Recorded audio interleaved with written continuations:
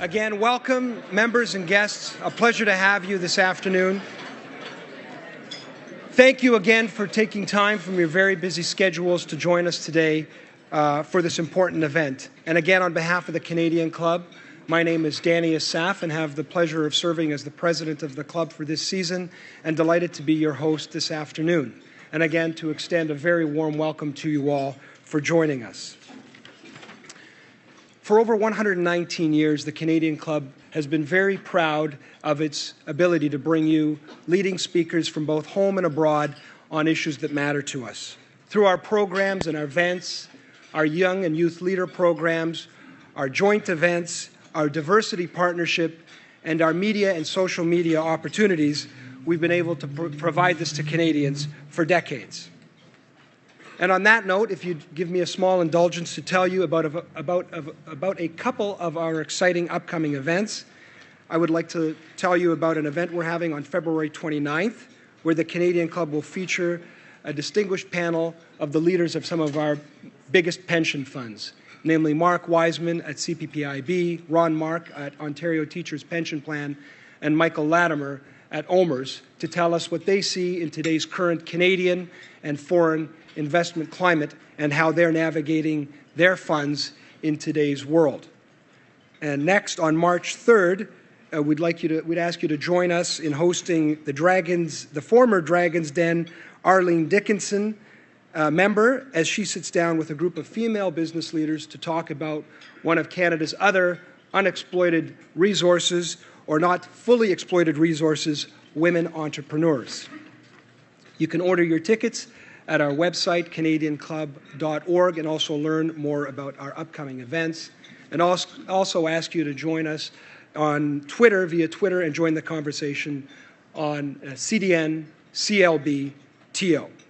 I would like to take an opportunity to express special thanks today to Rogers Cable, which is represented by Pam Dinsmore, and I'd like to thank them for their support of this event this afternoon.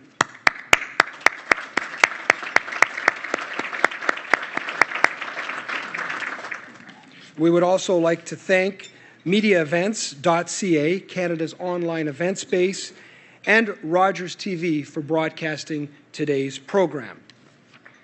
Now I will take an opportunity to introduce our head speaker and look forward to getting on to our main event.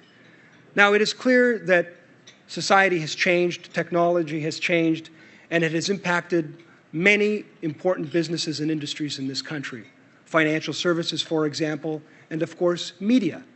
As Canadians, this is important to us because we take pride in some of the leaders that we have in these industries and what they've been able to contribute to our economy and also what they've been able to contribute to our social lives. As I referred to earlier, there is no doubt that television programming, TV news, cultural programming is something that plays a big role in uniting this country culturally by creating these common cultural experiences and also informing us of the things around us locally and nationally. And there is no doubt that an informed society is a productive society, is an involved society, and ultimately the bedrock of any democracy.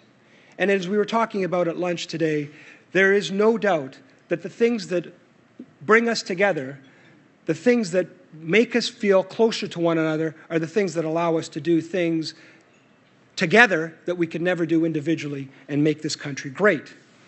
And it is in that regard we look at organizations such as the CRTC and what their work is. And we look at the fact that they regulate more than 2,000 broadcasters. These include TV services, AM and FM radio stations, as well as telecommunications carriers. Jean-Pierre Blais, the head of the CRTC, in the role of chairman, a position he's held since 2012, is someone that is guiding this commission today through these very turbulent and dynamic times. Prior to serving as chairman of the CRTC, he enjoyed a successful career in the federal public service.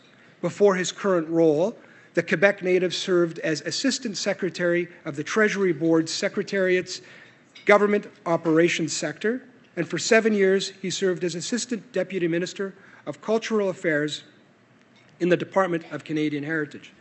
His responsibilities in that portfolio included copyright modernization, broadcasting, and Canada's cultural industries and the arts, a broad spectrum of issues that I'm sure come to play every day in his role.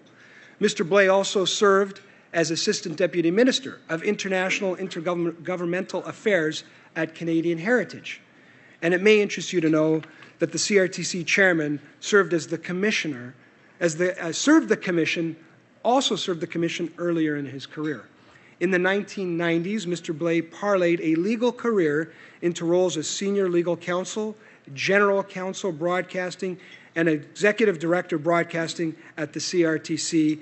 Mr. Blais, it is truly my pleasure to turn our podium over to you. The Canadian Club podium is yours.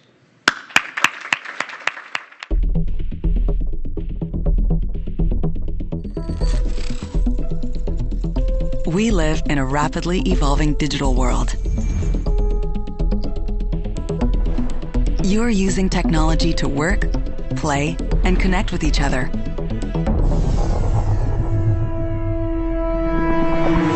You spend a lot of time watching, listening, and consuming media. Technology has become essential in every part of our lives, from health to education, from safety to security, and to the strength of the economy. You deserve communications networks and services that you can count on. The CRTC plays an important role to make that a reality. We ensure that you have access to a world-class communication system, one with reliable and secure networks, and choice of affordable and high-quality services, whether you're living in Kuujjuaq, working in the prairies, or sitting in a cafe in Montreal. We protect you from unwanted calls and spam while ensuring businesses can continue to compete in the global marketplace. We ensure you can create and share your stories, whether on the radio, television, or over the internet. You can shape the future.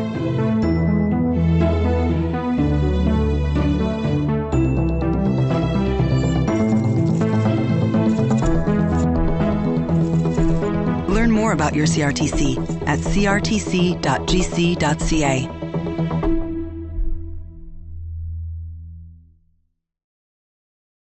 Thank you, Danny, for your introduction. And I can assure you, all the footage in there was filmed in Canada.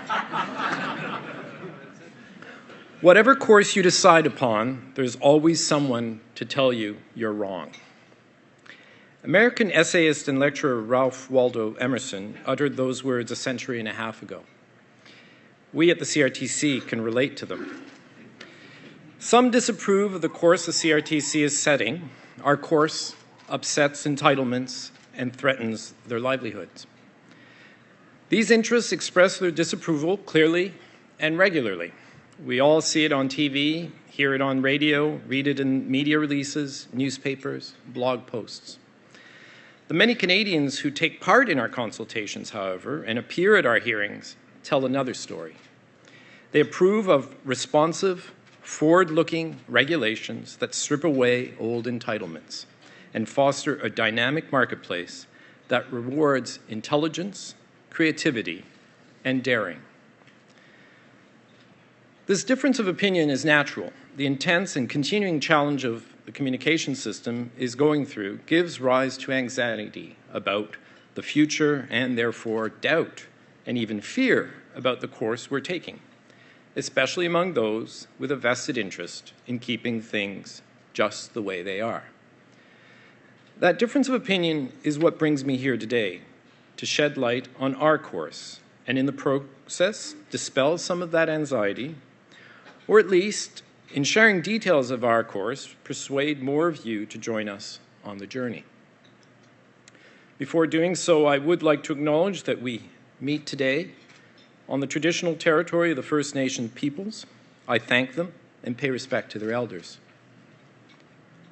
I also thank the Canadian Club for hosting our gathering and Rogers for sponsoring it, though I warn the Rogers people they likely won't agree with everything I'll say. By the way, a French version of these remarks are now available on our website. Whatever course you decide upon, there's always someone to tell you that you're wrong. Emerson went on, he said, "There are always difficulties arising that tempt you to believe your critics are right. To map out a course of action and follow it to an end requires courage." At the CRTC, the course we follow is not just our own. We are reaching out to Canadians in new and ever more accessible ways, bringing them into the middle of our conversations about the future of broadcasting and telecommunications in this country. Our invitation to them is simple. Let's talk TV. Let's talk broadband. And they're responding. They're telling us they want to take back control of their communication system. Ladies and gentlemen, inspired by their resolve, I want to talk to you today about 3 aspects of that system and the course Canadians have urged us and continue to urge us to take to deal with them.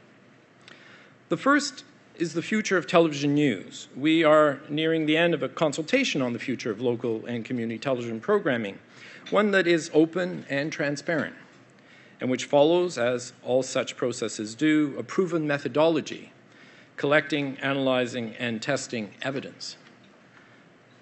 Hearings are not cocktail parties where you can say anything and not expect opinions to be challenged and evidence to be scrutinized. Canadians are telling us they value local news for its capacity to connect them directly with their communities, that local news helps them contextualize world events, and that local news makes them better prepared to participate in Canada's democratic, economic, and cultural affairs. Yet the whirlwind of technological change is buffeting the news business about. Uber, Airbnb, Amazon, and many more are but a variation on a theme. The disruptive impact of communication technology is having on legacy businesses. At least 8 Canadian newspapers stopped publishing in 2014. Others did in 2015 and 2016. Those that remain are consolidating newsroom, trimming copy to accommodate more photos. There are more than 1,100 radio stations in the country, which are inherently and proudly local and focused on the needs of their communities. The talk radio format, it must be said, is popular in most major urban centers, yet the radio sector must also contend with the growing popularity of music streaming services and the widespread availability of Wi-Fi enabled cars. Local television stations are facing their own challenges. A few years ago, the employees of Czech in Victoria acted at great personal financial risk to save their local TV station. Since then, an alarming number of television stations have reduced the length of their newscasts, cut back on staff, and centralized productions of news programming. Rogers-owned Omni did last May when its stations in Toronto, Calgary, Edmonton, and Vancouver dropped their local third-language newscasts. Bell did in November when it laid off more than 350 employees, many of whom worked in the newsroom of its local television properties. CHCH Hamilton did when it cut local news programming from 80 hours per week to just 17.5 in December. I really worry that such apparently incremental cuts will affect the quality, quantity, and capacity of local television news. Canada is lucky to have as many as 110 local television stations, hundreds more community radio stations, and newspapers. Yet at our public hearing, Kirk Lapointe said, and I quote, "We are too small of a country to permit broadcasters to further dim the lights in the news studios, town by town." Now, Mr. Lapointe is the former head of CTV News and founding executive editor of the National Post. He speaks from a breadth of experience few can match. If we allow each station to be plucked away in the name of profits and losses, what are we left with when the last is removed? What will emerge to replace them? Some see the supper hour local television newscasts as the hallmark of an age gone by, something that can be replaced by immediate and engaging technology, or which can be portioned out in bite-sized chunks. In fact, the reverse is true. Television news is as relevant to and valued by Canadians as at any point in its history. I fear those who manage media, the corporate executive, accountants, lawyers, and MBAs have lost touch with their audiences. Analysts on Bay Street focus on quarterly results, profits, balance sheets, share prices, and other calling cards of private wealth. They do not care nearly as much about the health of costly endeavors that preserve the wealth of our democracy. What they must appreciate and must be reminded of is they hold an asset in trust, an asset that is not otherwise available through regular commercial channels. The value to society of vibrant, free, and responsible press is immeasurable. It is a public trust. It is a public good. Television news belongs to the marketplace of ideas, not the marketplace of higher dividends for investors. May we never lose sight of this truth. Those of a certain age and bent will argue that digital-based citizen journalism is every bit as effective, maybe more so, as traditional media. That the immediacy with which Twitter, Facebook, Periscope, and Meerkat deliver huge volumes of information to computers, tablets, and smartphones should be valued over staid, scheduled newscasts. I remain unconvinced, for now at least. In fact, I wonder if their mantra stems from a desire to rationalize job cuts, because although a certain value can be placed on the velocity of information these services provide, the picture they paint at the moment is at best half finished. YouTube, Facebook, and Twitter have been in business barely 10 years.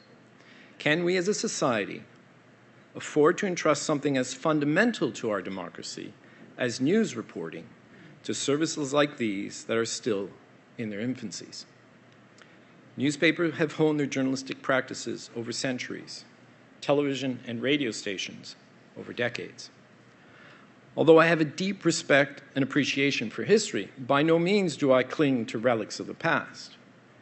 I appreciate that disruptive technologies empower individuals, that a smartphone and a YouTube account is all someone needs to tell stories that are in the public interest and to share them instantly with millions of people.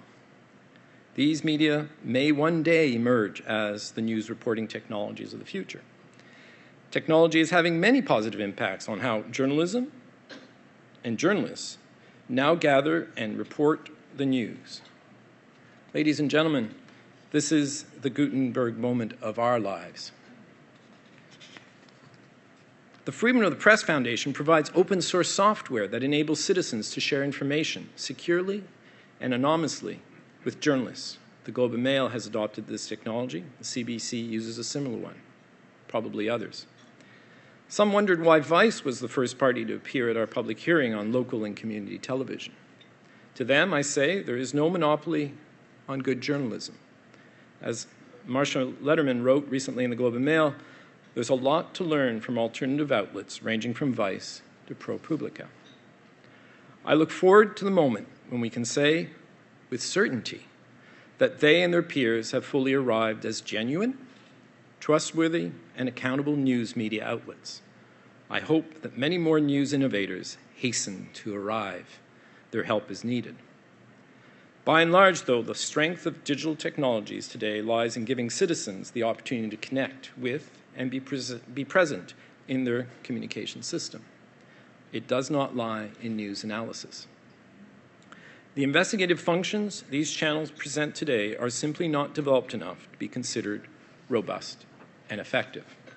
My fear is that incumbent media, for whom these technologies are extremely disruptive, will be tempted to over-rely on these services in order to improve their bottom lines. And they will lose sight of the important public service they provide as a result.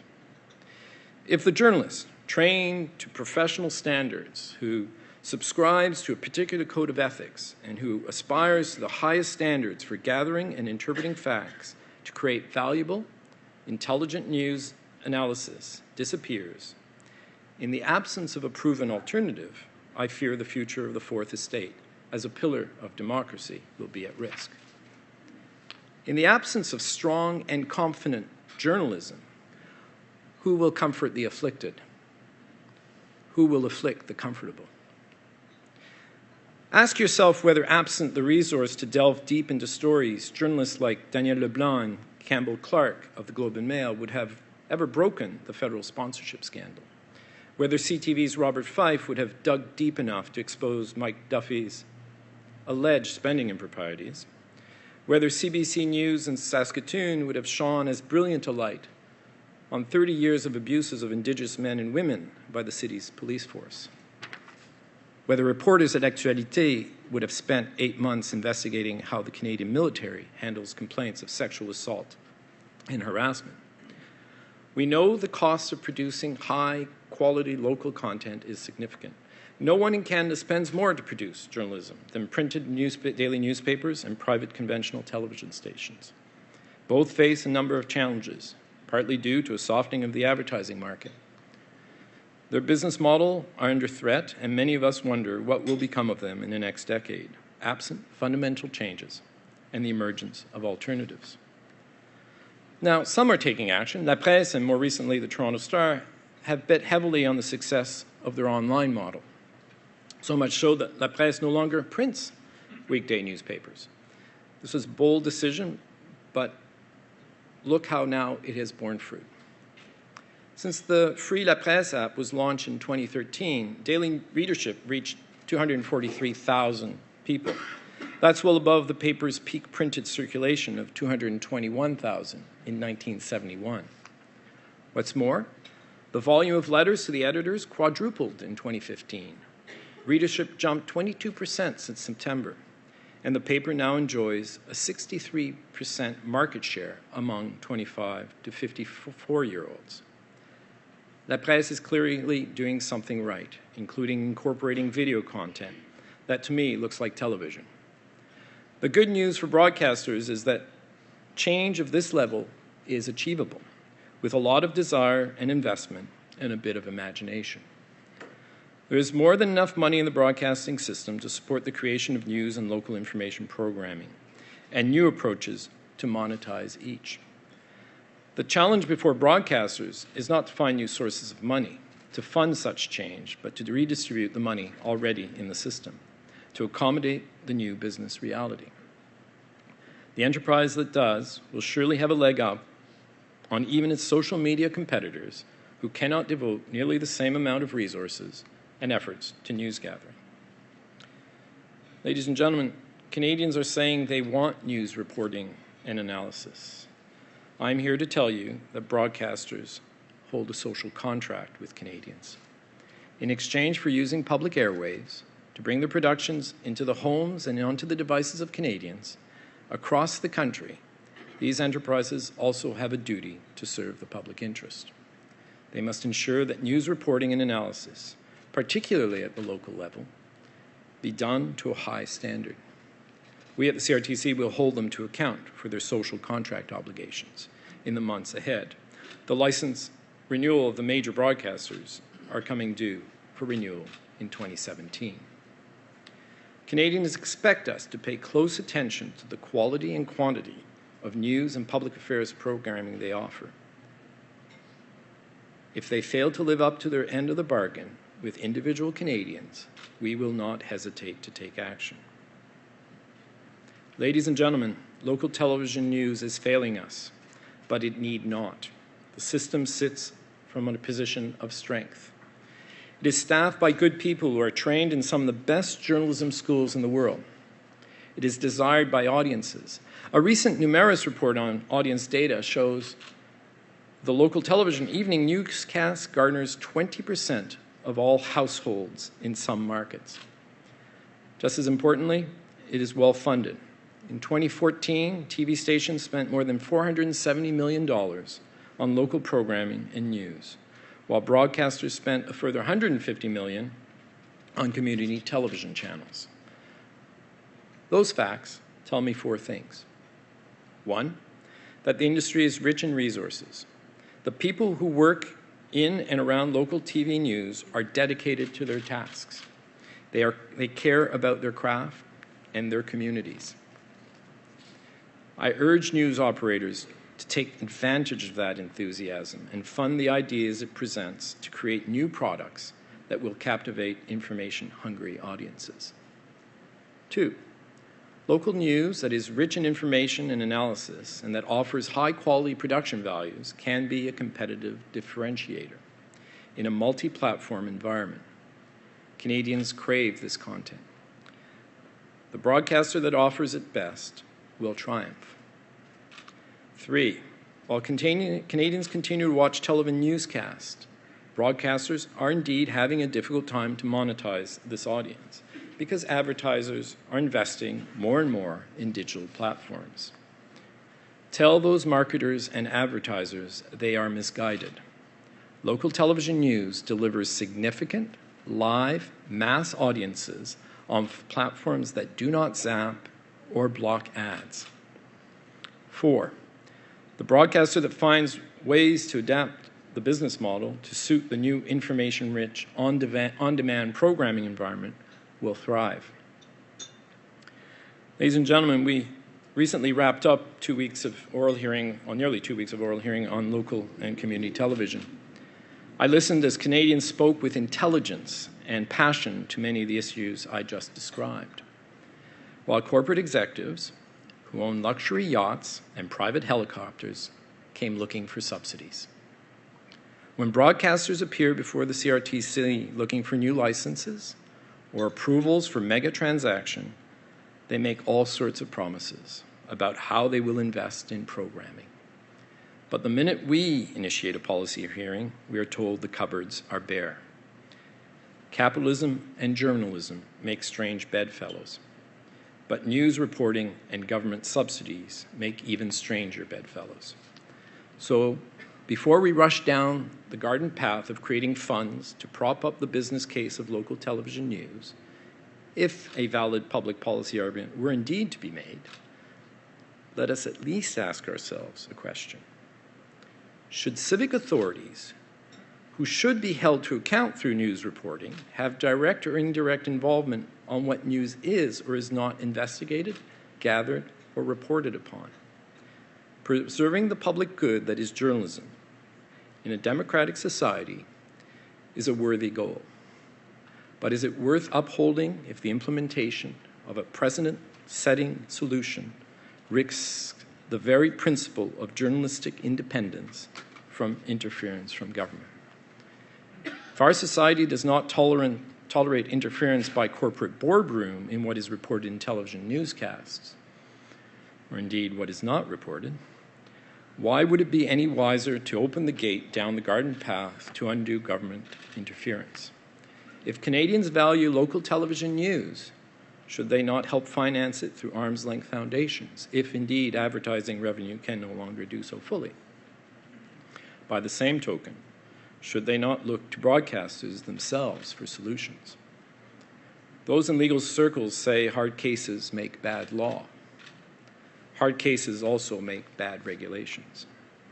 If, in a rush to find solutions, we dismiss these fundamental principles gained over centuries and resting as a cornerstone of our democracy, what have we really gained? Since I can't yet speak about the outcome of the hearing, although I'm sure you're dying to find out, our hearing on local and community television, let me now turn to our Let's Talk TV decisions and how they are being implemented. Ladies and gentlemen, you will no doubt have heard that important changes are coming to the television system of Canadians on March 1st. That's the date by which cable and satellite companies must begin offering a new, small, basic television package that prioritizes local programming. Part of the reason we mandated this change was to make television services more affordable. Part was to underscore the role of local content in the television system, and part was to reemphasize the social duty of broadcasters to provide such an important public service. In addition to the basic package, Canadians will be able to choose the individual channels they want, either on a pick-and-pay basis or through a smaller bundle of channels. We mandated this change with an eye to responding to technology trends and addressing the public's concern. Canadians told us during the Let's Talk TV proceeding that the basic package offered by their cable and satellite providers were too big and too expensive. Canadians welcomed our decisions when they were announced nearly a year ago. change is being introduced in a responsible and measured way to ensure the television industry has time to adjust. Some have responded favorably. Pick and Pay, for example, has already caught on as a service delivery model among some service providers. Others have dug in their heels. They warn of red ink and job cuts. They are trying to create wedges and change public policy well after the proverbial horse has left the barn. Ladies and gentlemen, cable and satellite companies should not view this change as an opportunity to replace business practices designed to maximize profits from captive customers with newer forms of anti-consumer behavior.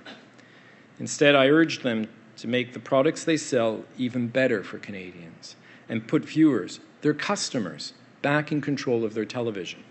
This is their moment to shine. We will be watching how they implement these changes over the coming months, and we will not hesitate to act if we see some companies disregarding the wishes of Canadians, our decisions, and the spirit of the outcomes they were intended to achieve. I have said many times before, this change won't be easy for everyone. It will yield growing pains. It may even force some out of business. It has certainly put us, as regulators, under greater scrutiny. I welcome that scrutiny. We're staying our course. We're restoring Canadians' control over their communications system. We're using their input to help us build a framework for change. We're making decisions in the public interest rather than catering to private ones. The television system must follow our lead. Corporate executives cannot bury their heads in the sand and pretend that change isn't happening. They must rise up and meet the challenge of the new content ahead on. Old ways of doing business, of squeezing every last drop of profit out of simultaneous substitution and rented, made-in-American content is no longer sustainable. Truly great content is what draws viewers. Those that make that content will thrive. Although they proceed somewhat uncertainly into the future, broadcasters at least begin this journey in a position of strength. Our industry is replete with funds and talent and supported by videovores with a healthy appetite to view content. Canadians have a proven ability to create compelling world-class audiovisual content. Their further innovations will help them succeed to even greater degree in the traditional and digital platforms. This new disruptive television age is created by the increasing prevalence and pervasiveness of broadband internet technology, which brings me to my final topic today, the future of broadband regulation. Ladies and gentlemen, it's easy to think of broadband as the delivery mechanism for TV and games and movies, but it's much more. It's a conduit for accessing healthcare services, a pathway to government services, a forum for teaching and learning. It's also enhancing national productivity through innovations such as smart traffic grids, machine-to-machine communication, and the Internet of Things. The CRTC is currently in the midst of a sweeping review of Canada's basic telecommunications services. The challenge before us is how to ensure Canadians can access fast, reliable, and affordable broadband networks wherever they live and work. And each of us participates more and more in the digital economy. And as we do so, we require more and more bandwidth. The CRTC set its minimum speed targets for broadband internet in 2011, 5 megabits per second for downloads and 1 for uploads. Indeed, Canada's made great strides in the last 5 years. 96% of Canadians have access to internet speeds of at least 5 megabits per second. But each percentage point shy of 100% represents hundreds of thousands of Canadian households and businesses that don't. Today, other major nations are setting higher targets. The United States is aiming for minimum speeds of 25 megabits per second. Germany is targeting speeds of 50. We must now re-examine our own aspirational targets. Our review of the basic telecommunications services began last April. We have since received over 26,200 interventions. Over 100 interveners have asked us to appear at the oral public hearing, and nearly 24,000 Canadians have already completed our questionnaire so far. The response shows this is an issue Canadians take to heart. We're reaching out via traditional channels as well as online ones. It's just as important for us to hear from those who have no or limited internet service as it is to hear from those that enjoyed good services, like many of you who live here in Silver Towers of Toronto, Toronto. That's why we are holding focus groups with Canadians who live in small communities that either do not have access to broadband services or underserved by available services. The next step in our consultation is a public hearing that gets underway this April. Parties will have an opportunity to bring evidence to the table, which will be scrutinized and debated by people with contrary views. My colleagues on the Commission and I look forward to listening to arguments, and challenging claims, and weighing the evidence we receive. I hope the hearing yields as much attention as our first and second phases did. I also hope it brings more municipalities, hospitals, teaching institutions, and other civil society groups into the discussion. The internet may be a source of entertainment for many, but is also a key to our social and economic competitiveness as a nation. Ladies and gentlemen, I said at the outset that these remarks that many Canadians and companies approve of the course we at the CRTC are setting. They are responding positively by innovating and changing their practices and behaviors. Others are just complaining. They're forecasting doom and gloom, job cuts, revenue losses, station closures. They run off to court. They run off to cabinet to seek relief. It's the right to do so, but it does not make them right. I congratulate the members of the first group for seeing the potential ahead of us, for listening to the public's demands, adopting new business models, and giving Canadians control over their communication system. That's the way to succeed. But I'm less assured by the actions of the second group. Their stock in trade these days seems to be divisive and self-interested polemics rather than the forward-looking action that is required. For our part, we at the CRTC will remain true to the words of Ralph Waldo Emerson.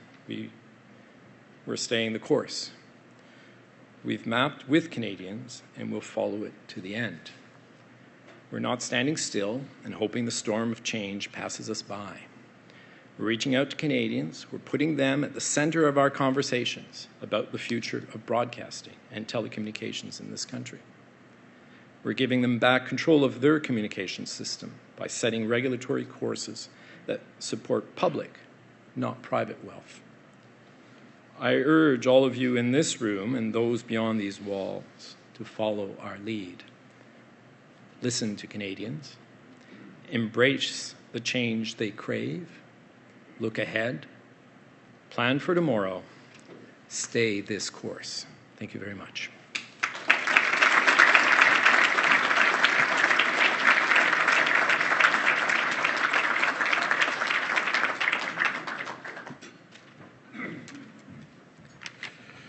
Good afternoon, everyone. My name is David Purdy, and I'm a director of the Toronto Club. And as such, I'm not here to provide a rebuttal, but rather,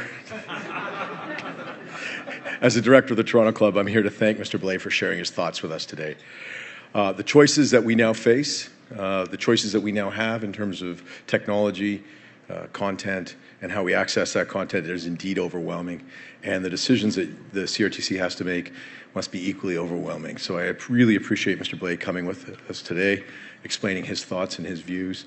And I think indeed outlining how important it is. And never before has it been more important for our country to be unified, to have access to content, have access to these stories, and have access to them with a Canadian lens and a Canadian way. So really appreciate his time and effort.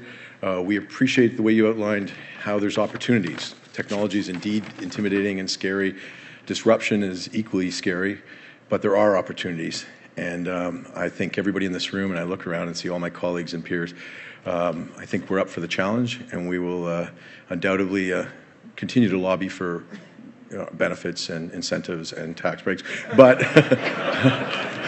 but we will also accept your challenge to embrace technology, embrace the opportunities, and try and grow the business, not just for our shareholders, but most importantly for our customers and for our nation. So thank you for your comments. Much appreciated.